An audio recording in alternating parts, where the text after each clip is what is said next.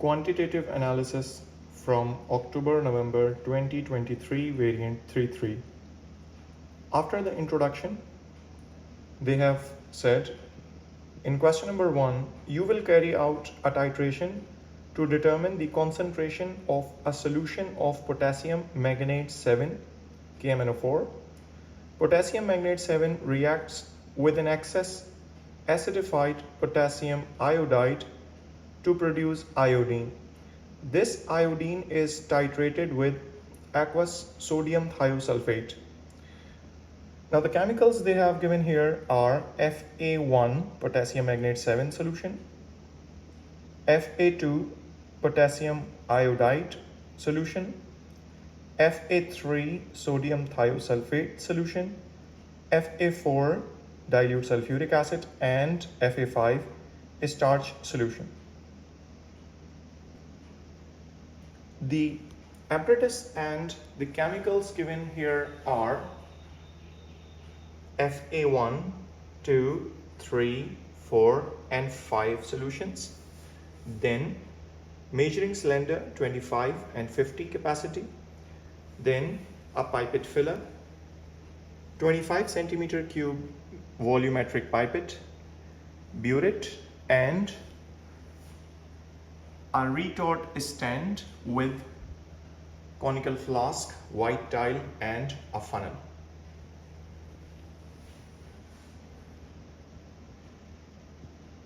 Let's start with the method of titration. They have said, fill the burette with Fa3.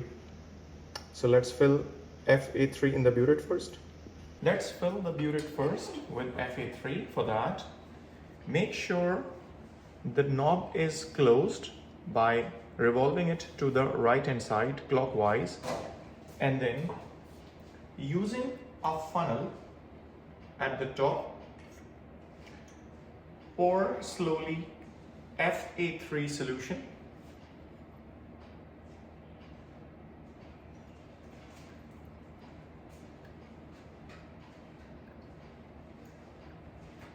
Now, remove this funnel and fill this column also, which is below this knob, because this volume also counts. So let's open this knob and close. Now this column is filled.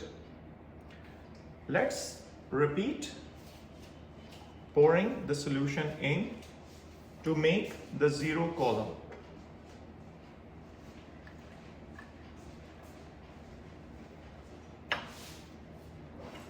Remember, remove the funnel and bring it to zero mark.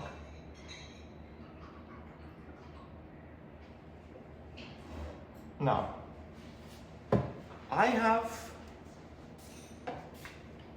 taken up till zero mark the lower meniscus, and now I will put this in this retort stand.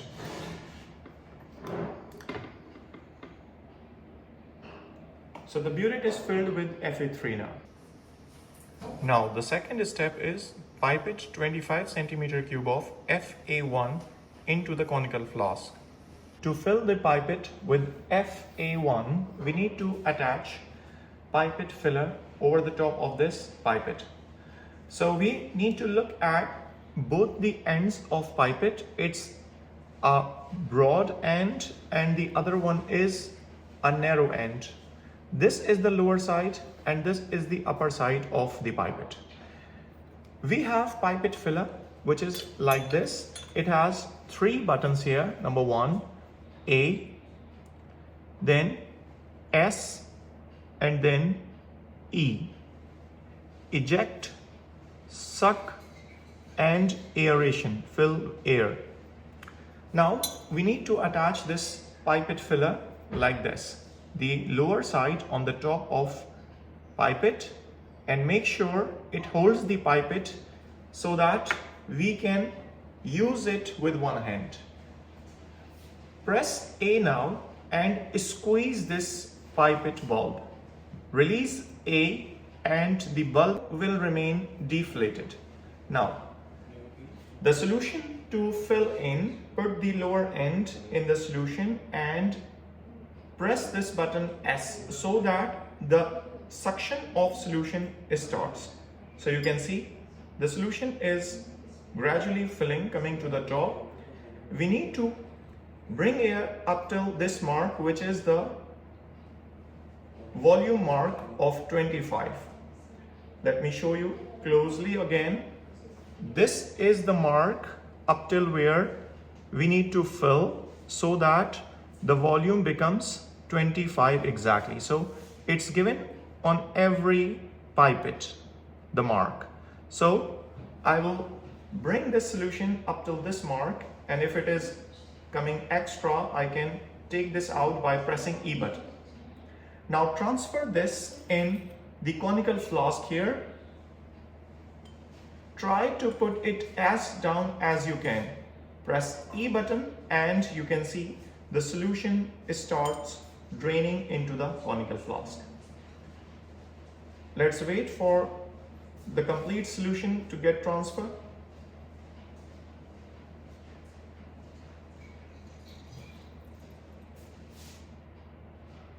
As soon as the solution is transferred completely,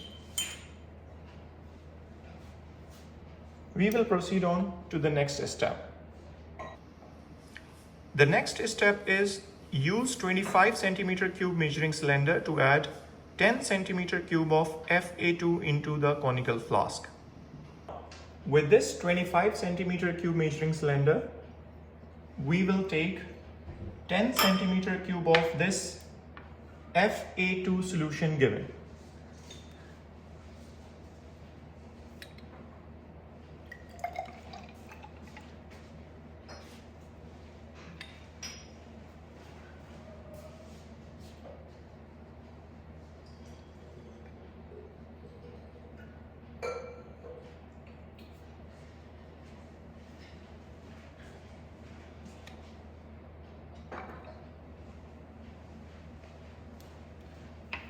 Now, I have taken this solution up till the 10 cm³ mark at the lower meniscus.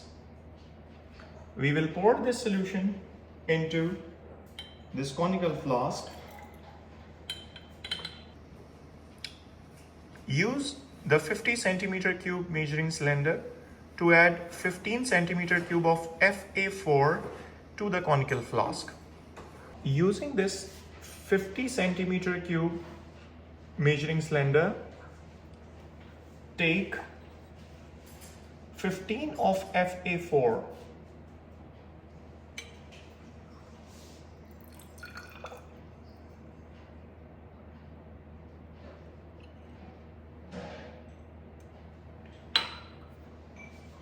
So up till this lower meniscus of 15, I have taken Fa4.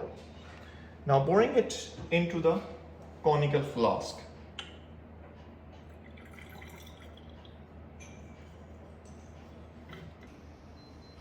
The next step is to perform a rough titration by adding Fa3 from the burette to the conical flask until the solution is yellow. Then add several drops of Fa5, which is a starch solution. Continue the titration until the mixture in the flask becomes colorless. This is the end point. Record initial and final burette readings in the space below.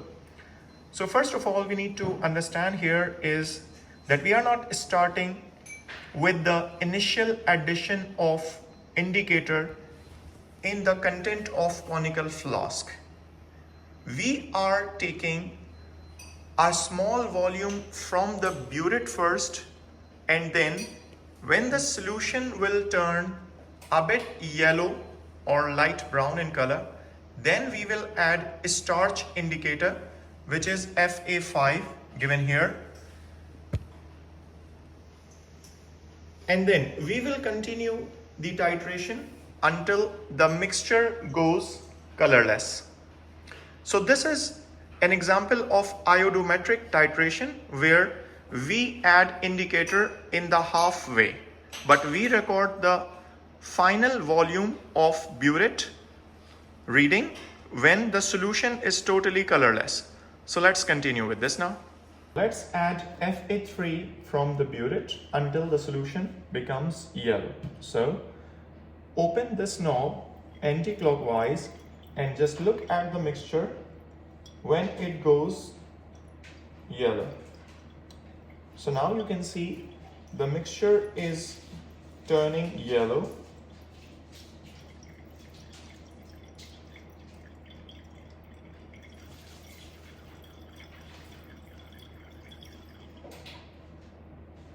The mixture is a bit yellow now. We will add several drops of starch, means 7 drops, seven. 1, 2, 3, 4, 5, 6, 7. The solution will become blue-black. Now we will continue adding solution from the burette and we will keep on swirling with one hand and the other hand is on this knob, so that as soon as the solution turns colorless, I will stop this solution. That's it. So the solution has turned completely colorless now. We will record the burette reading and this is the endpoint now. This is the final reading showing 31.00.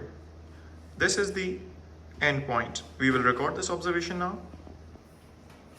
So I have recorded here the final burette reading and the initial burette reading.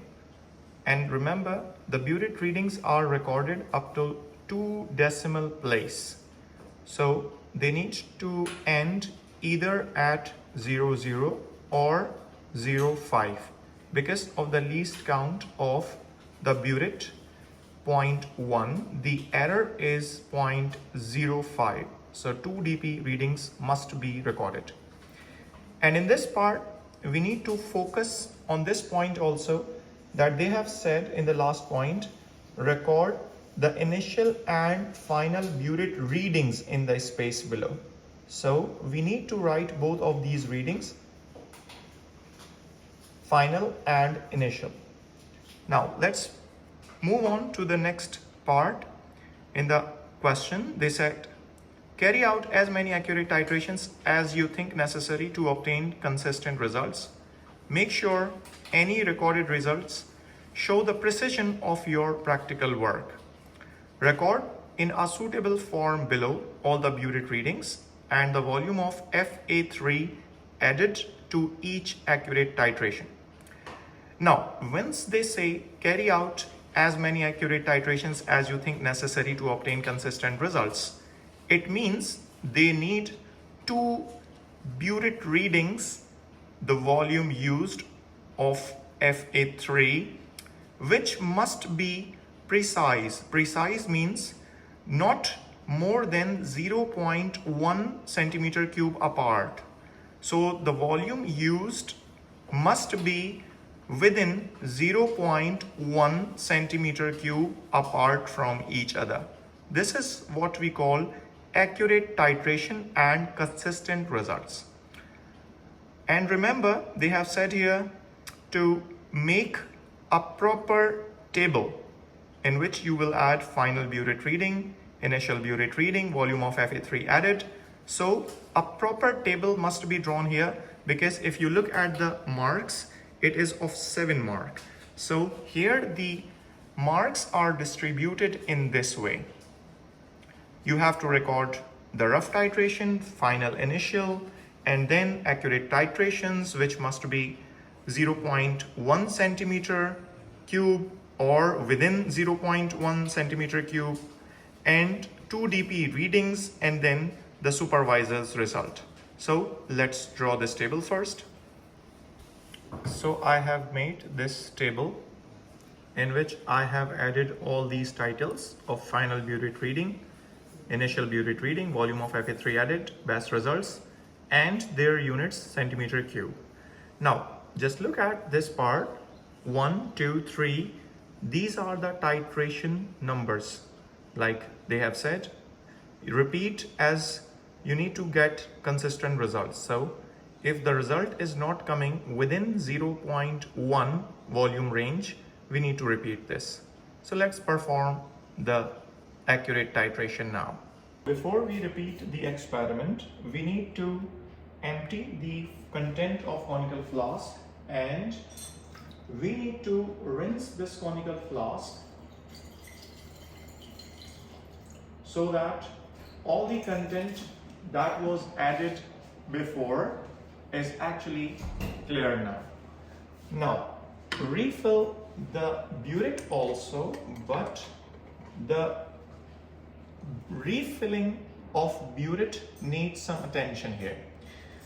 We cannot start the next titration with this initial reading, which is previously at 31.00, because the volume here is not sufficient now. So ideally, we need to refill the burette whenever the volume remaining here is less than 30. So in other words, we can say we cannot take the initial burette reading more than 20 centimeter cube.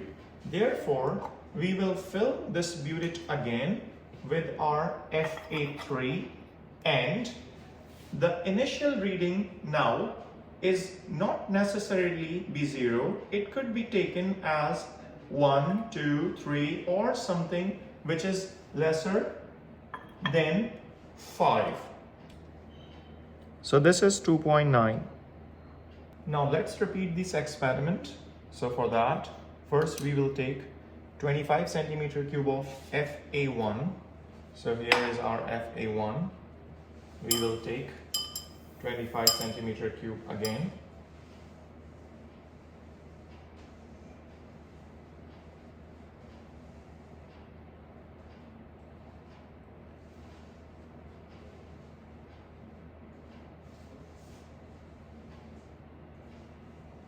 So this is now 0, and then we will transfer this into this conical flask.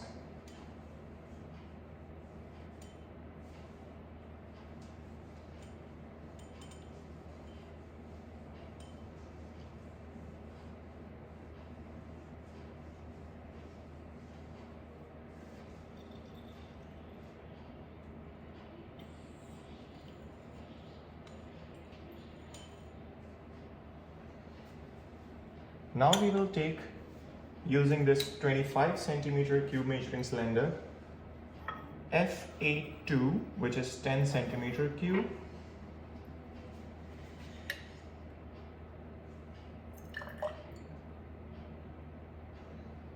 So now this is 10 centimeter cube I have taken. I'll put this here again. The next step was to take, using 50 centimeter cube, 15 centimeter cube of Fa4. So this is Fa4 using 50 centimeter cube measuring cylinder.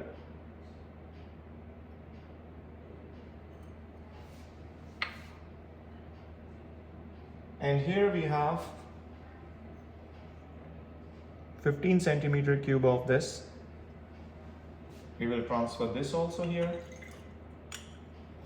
Now I will start a rough titration again, but remember, in accurate titration we need to be careful. And where we need to get careful, let's make the solution yellow first. So now it's enough yellow. Add several drops means 7 drops. 1, 2, 3, 4, 5, 6, 7 drops of starch. The content got blue-black. Now we need to add from the burette Fa3 until the solution goes colorless. But what is meant by the term accurate titration here, and what was the difference for this titration with the previous titration we have performed, which was labeled as rough titration? The difference is we did not know the volume of Fa3 from the burette required, so we have performed rough titration in which we have run down this solution quickly so that we can get the idea where the end point is coming. Now from the previous reading, we got to know that 31 centimeter cube was used, which was actually a rough value, means the accurate volume could be lesser than this 31. Therefore, we will add slowly now, drop-wise, and with continuous swirling, drop-wise, we will stop as soon as solution turns colorless. So adding drop-wise and stopping where the solution goes colorless will give us the accurate titration result. If you look closer, I am adding drop-wise and I am continuously swirling this flask so that as soon as it turns colorless, I will stop adding. Do not panic, just be calm and wait. Do not run the solution faster at this point.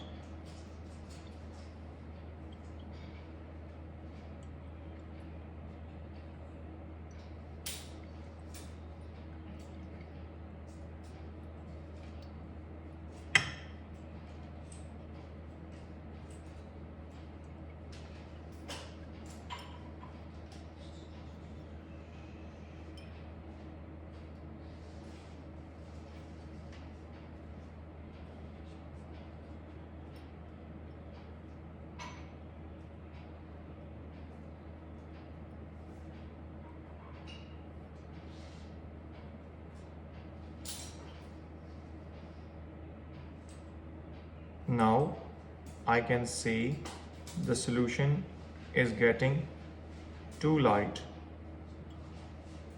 Soon it will be colorless. So that's it. We can see as soon as it turned colorless, I have stopped adding this. So now I will record this burette reading as my final volume. So this is 33.50 final burette reading. So I have recorded the initial and final burette reading, and then I have subtracted these two values to get the volume of Fa3 used. So from here you can see the rough titration was 31.00 endpoint, and the accurate titration gave me a bit lower than that value, means 30.60. Now let me repeat this experiment to get the consistent result, one more titration result.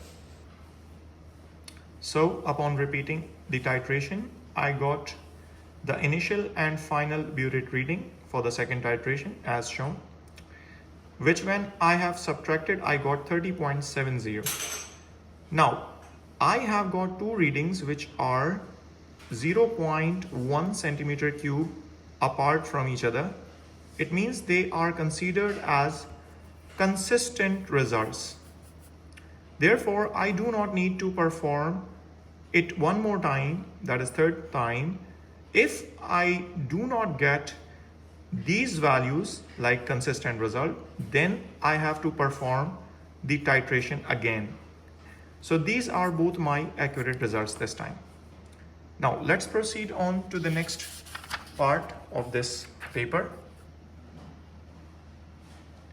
In this question they have said, from accurate titration results, calculate a suitable mean value to be used in your calculations. Show clearly how you obtained the mean value. It means you have to take those two accurate results and add them together, divided by 2, so that you will get a mean value. So let's do it now.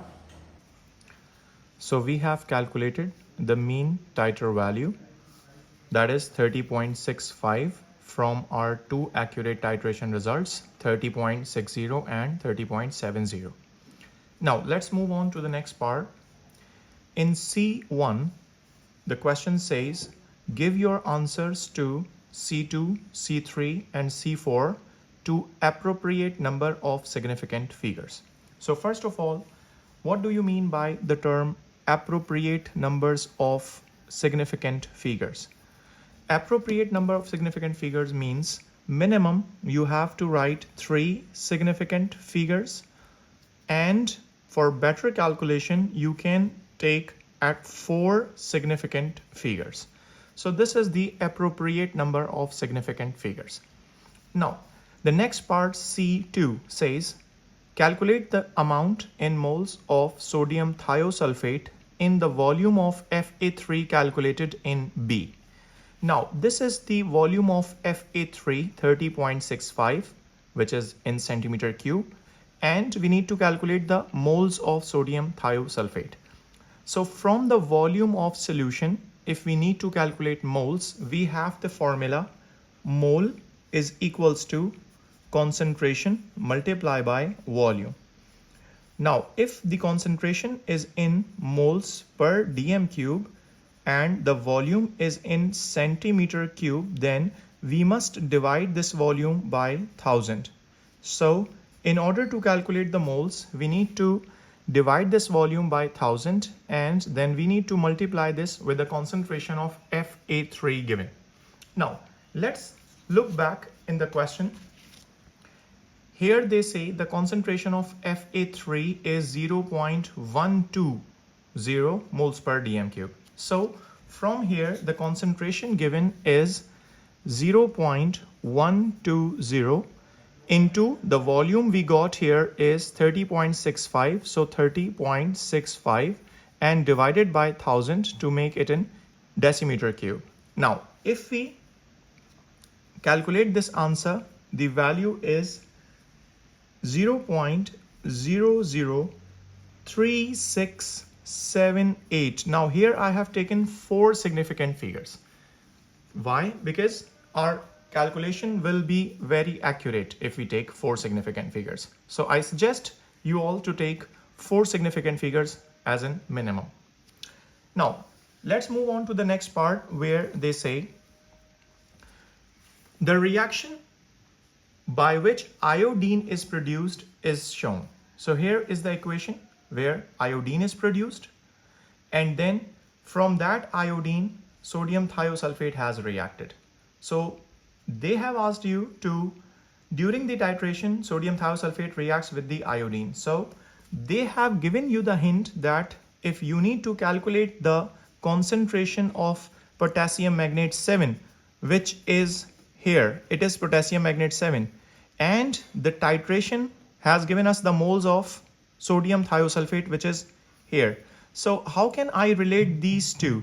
So for that they have given you the hint that the reaction has produced iodine and thiosulfate has also reacted with the iodine. It means the relation we have to get there is sodium thiosulfate with iodine, and then this iodine with this potassium magnate 7. So let's calculate now. So from the moles of sodium thiosulfate, we can calculate the moles of iodine first, which is given in the ratio, and that is Na2S2O3. Sodium thiosulfate reacts with iodine in the ratio 2:1. So here the ratio is 2:1. Therefore, the moles we got here for sodium thiosulfate, 0.003678, will react with how many moles of iodine? Now let's calculate this. So we are getting here 0.001839 moles of iodine. Now let's relate this moles of iodine with the KMnO4. So here the ratio of iodine with KMnO4, potassium magnate 7, is 5 moles of iodine, so 5 here, and KMnO4 is 2 moles here, so 5:2 ratio. Therefore, the moles of iodine we have calculated here like 0.001839 is to how many moles of KMnO4? So here if we calculate, the answer is 0.000736 moles of KMnO4. So now this is the moles of KMnO4 and they have asked you to calculate the concentration of KMnO4. So this moles of KMnO4 were present actually in the volume we have picked for this potassium magnate. Now let's have a look at how much volume we have picked for this potassium magnate. Potassium magnate was Fa1 and we have taken the volume of Fa1 as 25 centimeter cube. So this many moles of KMnO4 are actually present in 25 centimeter cube. So the formula of concentration is again the same here like this. So we can calculate the concentration in this way. Concentration is equals to amount in moles upon volume in decimeter cube. And decimeter cube means we have to divide the previous volume 25 cm cube by 1000. So here we have moles 0.000735 divided by the volume is 25 divided by 1000 because it was in centimeter cube. Now here if we calculate the concentration of KMnO4 is coming as 0.02942. So this is our calculated concentration of KMnO4. Now let's proceed on to the next part, which says a laboratory technician purchased a bottle containing 50 grams of potassium magnate KMnO4 for this practical examination. Using your answer to C3, which is here, the concentration of KMnO4 is here. Calculate the maximum volume of Fa1 in decimeter cube that technician can prepare using the contents of this bottle. So if we look at this, it's the mass in gram given. From here, I can calculate the moles. So for 50 grams, how many moles of KMnO4 we can calculate here? Mass in gram divided by mR gives you the mole. So mole is equals to mass upon mR. So what is the value of mR of KMnO4? We can take the periodic table. We can add this. Potassium is 39.9, then Mn, then oxygen. So altogether, if we calculate, the moles can be calculated by dividing the mR, which is 158.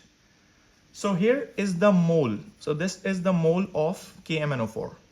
Now, if we look at the formula from where we have to calculate the volume in dm cube, the volume is again the same formula here like we have used. We have to calculate this volume now. It means volume, if we take there, the concentration will come in the denominator. It means volume can be calculated in this way, that volume in dm cube is equals to the moles given divided by the concentration we have calculated in the previous part.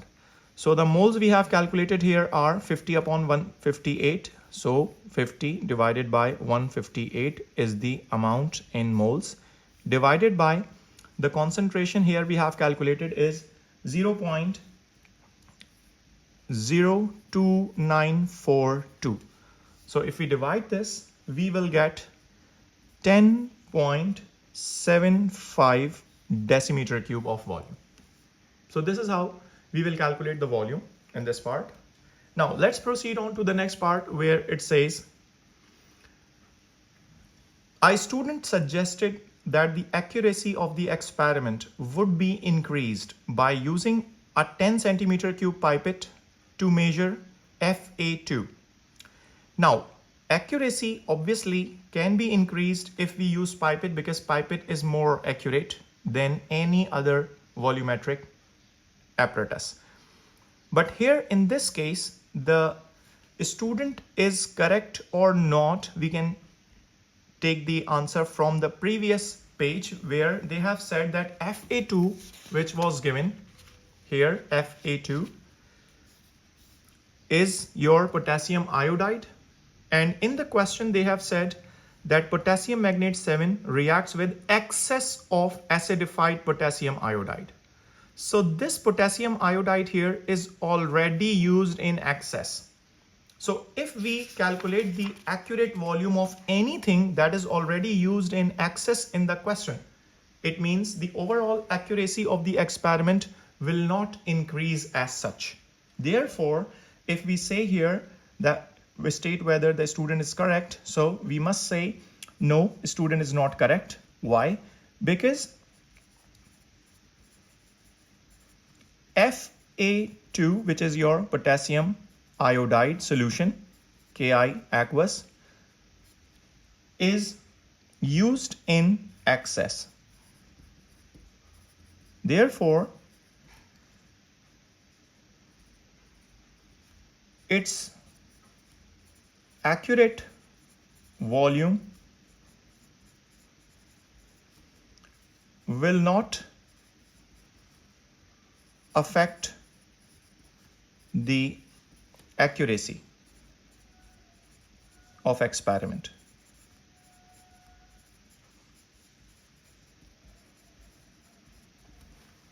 So here we comes to an end of 14 marks quantitative analysis